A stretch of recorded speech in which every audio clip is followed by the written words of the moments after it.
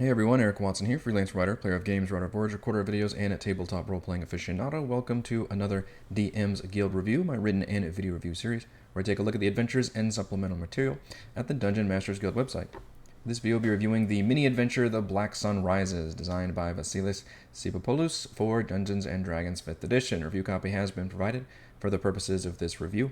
If you enjoy my content, consider using my affiliate links for online shopping and supporting me via patreon.com/Rogue Watson. The Black Sun Rises sounds like a very moody poem, but is actually a level 2 adventure, although it's very, very tiny for an adventure, so much so that I might even call it a side quest, which isn't necessarily a bad thing. In fact, I think a lot of what folks are looking for when they're looking for additional content on these places like the DM's Guild is they've already got their campaign. They're just looking for maybe some filler content or something to fill out a certain area to be able to do extra things with.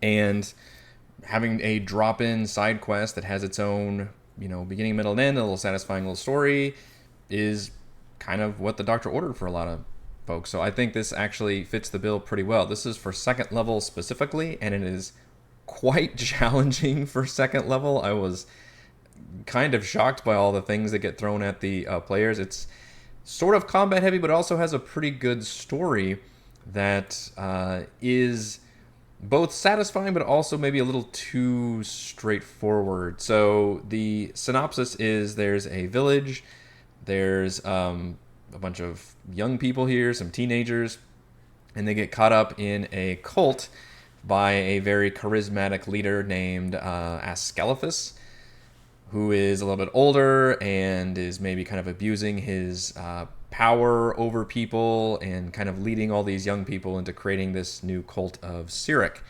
just based on a lot of kind of, troubled teenagers looking for something to do, basically. So the part that's pretty straightforward is that's kind of the whole plot. Like, there isn't really any big twists or turns. He's just kind of the villain. He's a bad guy. He's a Cyric cleric, and the heroes are out to get him and stop him and bring back the teenager. But I like that it just unfolds pretty normally, and it all feels kind of relatable and realistic, like maybe not quite like a 80s, 90s, or 2000s era slasher movie, but somewhere between that and like a drama.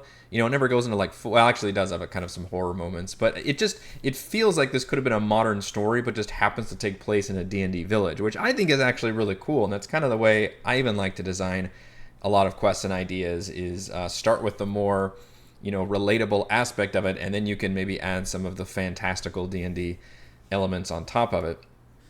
So it starts off with the father and boyfriend of one of the missing teens are fighting with each other. They're both obviously upset that she's missing.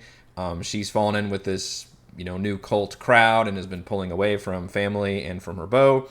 And now she's been, I think, straight up missing for a day or two. And by the time the players arrive, they can break up this drama and talk to the village folks and get some answers. They can play a little game of darts with the kind of local ranger to get some idea of where to go. So there's a nice little bit of social in the beginning, and I like that the onboarding is basically just a random encounter that you can kind of have anywhere. It doesn't have to have this big long backstory or anything really in-depth involved with a location or anything. It all makes it very easy to just drop into any kind of town that you want to. You just have this these two dudes fighting, and the player's like, what's upset? And they're like, well, my daughter, my girlfriend's gone missing. And they each have, they don't want to talk to each other, but you can have players split up and talk to each one of them and get kind of some more information and context about what's going on. Then they can go to the local tavern, talk to some more folks about what's going on, and that should eventually lead them to this cabin in the woods.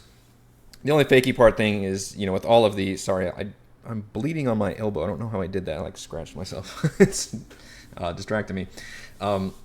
Is that why hasn't anybody gone to this cabin? That if they know that there's a cabin out here that's kind of a abandoned area, surely this would have been searched if you guys had actually cared enough to look. But that's also kind of video game logic. A lot of NPCs, they could definitely just take care of things if they just did the thing, but then the player characters wouldn't have that much to do in the world and be heroes. So I guess it's up to them. There's a random encounter with an ogre. That's kind of a lot for a random encounter for second level player characters. An ogre is a boss fight at the end of the adventure. This is just a random, we're just going to throw an ogre at you, that's rampaging around this village. Okay, that's a bit much. when you get inside, it's a bloody mess. Everything's torn apart. There's like a half-eaten teenager on the floor, and there's a ghast there, which is like a kind of a super ghoul. And the players defeat the creature, and then the ghost of one of the other teens appears, and it looks very similar to the ghast. So you learn that one of the teens was basically transformed into this horrible undead creature and then ate another one. So maybe probably needed some content warnings at the start of this one. I'm obviously no prude when it comes to like violence and stuff, but it gets a little bit grisly here for sure. And then later on, it gets a little bit uncomfortable, where you learn that maybe the leader had taken advantage of, like, sexual advantage over some of his cult clients, whatever, like proteges or something, and which again is kind of relatable. Like, that's something that happens with a lot of cult leaders, is, they have this status symbol and this charisma, and that usually affords them power over their underlings, and that usually turns into like sexual conquest. So that's not necessarily something that I balked at, but probably worth having a content warning at the start of the adventure about that. But I like the turn that instead of finding, messages written in blood, or the always the journal that you find that we have to use constantly as DMs for the players to get the proper clues, instead you get to talk to the actual ghost of the creature that you basically just killed, and then you get some information from him, although you should still kind of play nice with him, just so he doesn't have to possess anybody and get angry. But he will lead you towards an abandoned mine that's not too far away, where the cultists are now hanging out at. And this gets to be a scene where you step into this big room, and there's a whole bunch of them all having their big cult party thing. They're all wearing robes and being weird. And then the boyfriend runs in, and it's like a scripted encounter where he'll, try to save his girlfriend who's there, but of course the villain takes her and goes deeper into the dungeon, while all the rest of the cultists kind of turn on the party. But there's a chance, and they're all, just troubled teens that have been kind of converted, but they're not like brainwashed or anything. So I like that there's a chance for the players to actually use some diplomacy here and talk to them and be like, hey, what the fuck are y'all doing? And they can roll some kind of charisma checks, and then the adventure will say, okay, well, this, if you do this well and you try to get into talking some of them down, then some of them do break off and they run away and they drop it, but the rest of them do fight. But of course, they don't fight to the death. These are not zealots or loyalists. However, there are two that retreat with the boss who are zealots, and in fact, they're higher level, I believe. So the regular like teen cultists are acolytes, and then actual cultist stat blocks, and then the ones that retreat further and act as kind of mini sub bosses is a thug and a cult fanatic. Again, level 2. This is all one dungeon. And then you get to the boss, who's got the one girl is, of course, the main damsel in distress that the father and the boy were after the whole time. And he's the actual cleric of Cyric. He's got, I think, his own unique CR3 stat block that basically looks like the designer built a cleric, or no, sorry, a necromancer at third level, or I guess actually higher than that. Yeah, 6th level spellcaster. So he's got 3rd level spell slots for a 2nd level party. And he's not alone, which I don't think bosses should ever be alone. He summons his parents, who he has killed and raised as zombies. This guy's really dark and messed up. We don't really get his whole backstory. It's just he's kind of a dick, I guess, is his whole thing. He's like a charming dick, though. So he's, he's used his wiles to kind of create his own little teen army, but doesn't really have a whole backstory. Doesn't really go into all that, which, again, kind of makes it easy to run. And, it's just kind of very straightforward. But I was thinking maybe there would be some kind of twist or turn somewhere along the way.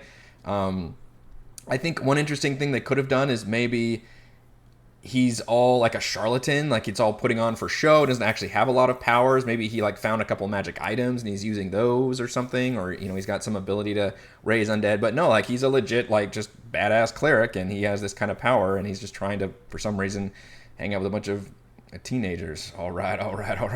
But yeah, he attacks with his parents as zombies as the big boss fight, which is cool. And that's a pretty satisfying boss fight, I think. But a pretty challenging combat-wise for second level that was eye-popping for me. Like, surely 3rd level at least, like, yikes.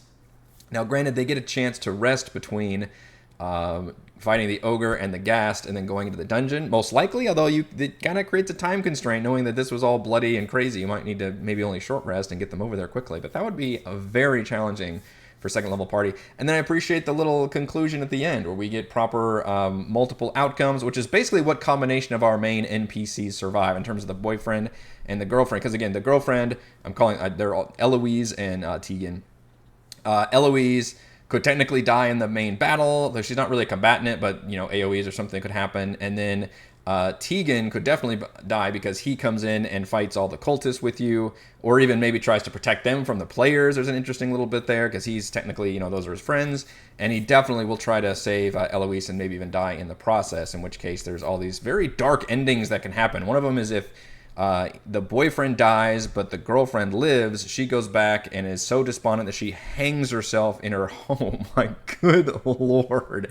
That is very messed up and dark. So hopefully everybody survives, but if not, maybe not get quite the reward, and there's a little bit of drama there. But it works, for what it is. I think it's more of a side quest and a full adventure, but I also think that this is the kind of content people need and are looking for also. Some adventures are, they have way too much fluff, way too much backstory. It really drags them down.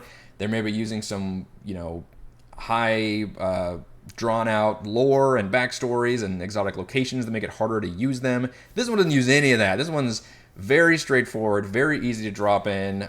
You can literally kick it off like a random encounter in town that then leads to this, like, oh, there's this, bad guy cultist who just doing apropos of nothing. He's not part of some bigger organization or doesn't have any kind of ulterior motive. He's just a, kind of a dick and just leading a bunch of teenagers astray.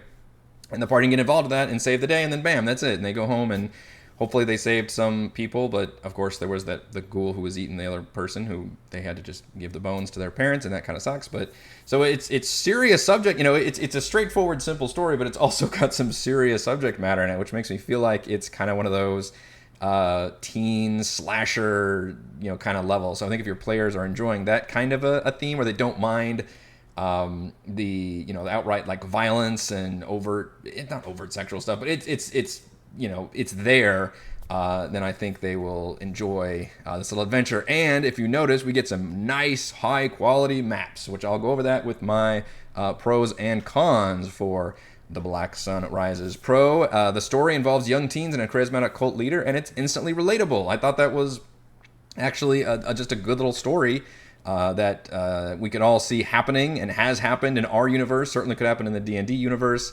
I like that it focuses on teenagers in trouble. I think I probably would have, if I would offer some advice, maybe expand the social aspect a little bit, because the combat stuff's already great. I think and the dungeon crawling is there. That all part is pretty dang good.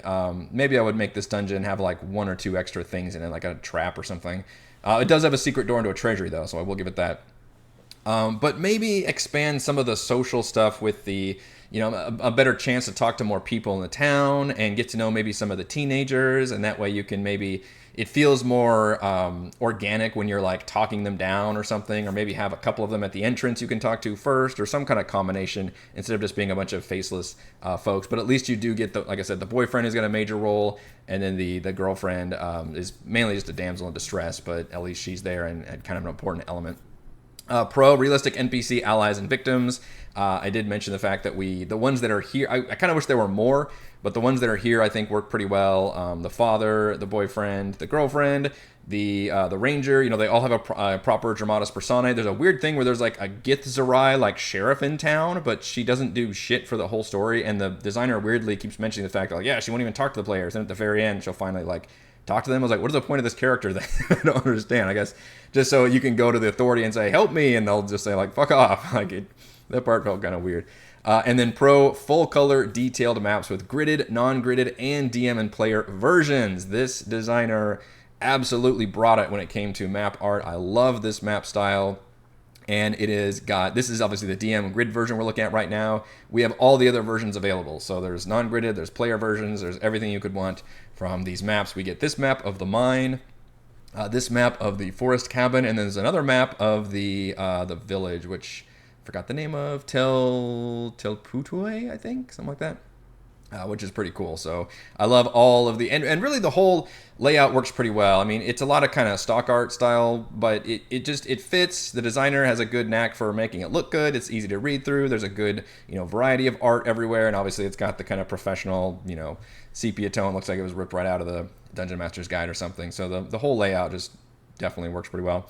I will say as a con that the story was a little too straightforward. I was hoping there was at least one little twist and turn or revelation or something we would unlock. I mean, I like finding the Ghast, who's really one of the cultists, I guess, who tried to stand up to the leader and he was killed and you got to talk to him as it goes. Like that, I think works pretty well, but I would have liked something to do with the villain to where he was just a little bit more interesting than just kind of an asshole cult leader. Like, I don't know, something more going on there would have been a nice element. I appreciate that it's easy to run, but it may be just a little too straightforward in my opinion.